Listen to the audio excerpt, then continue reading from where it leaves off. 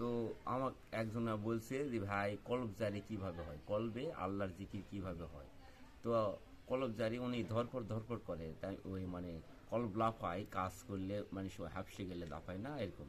তাই আমি বললাম ওটা হলো কলব জারি না, কলব জারি হলো কি আল্লাহর জিকির হয়। তো ওই জিকির কলবের নিশানা করে জিকির করলে হয় কি সারা শরীরে রক্ত যেভাবে চলাচল করে জিকির ওরকম সারা শরীর চলাচল করে, মানে চলে আর কি জিকির হয়। যখন কলবের টানে লক্ষ্য করে জিকির করবে তখন সারা শরীরে রক্ত মানে আল্লাহ আল্লাহকে ডাকবে বা আল্লাহু বা লা ইলাহা ইল্লাল্লাহকে জিকির হয়।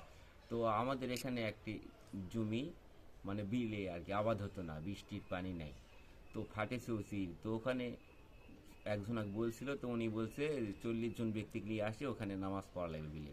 তখন জামাত করে নামাজ পড়ে বৃষ্টি হয়নি, তখন ওখানে একজন আল্লাহর ওলি ছিল, উনি বলছে আমি 2 রাকাত নফল নামাজ পড়বো।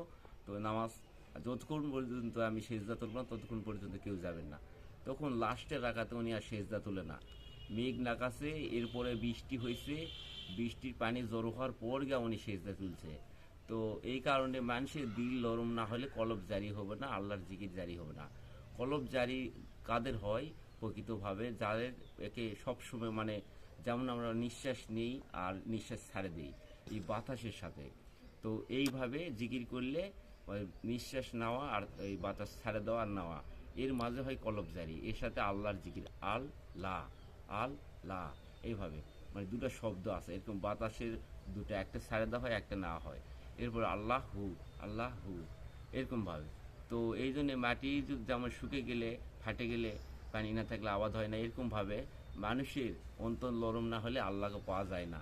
এই কারণে যুবক বয়সের এবাদতের অনেক দাম। এই কারণে আমাদের দিল যখনই নরম হবে তখনই আমরা আল্লাহ পাবো বা চোখে পানি আসবে। এই কারণে আমরা চেষ্টা করি আমরা আল্লাহর প্রতি সকলে সবার উপরে প্রেম সত্য তাহার উপরে নাই, সেই প্রেমটা যদি সৃষ্টি হয় স্রষ্টার সঙ্গে হয় তাহলে কেমন হয়। এই জন্য আমরা সবসময় আল্লাহ ডাকার চেষ্টা করা হোক, স্মরণ করে চলা হোক। তো আজকের মনে এখানে বিদেশ আল্লাহ। আসসালামু আলাইকুম। আসসালামু আলাইকুম। টিবা দাও মা, টিবা দাও।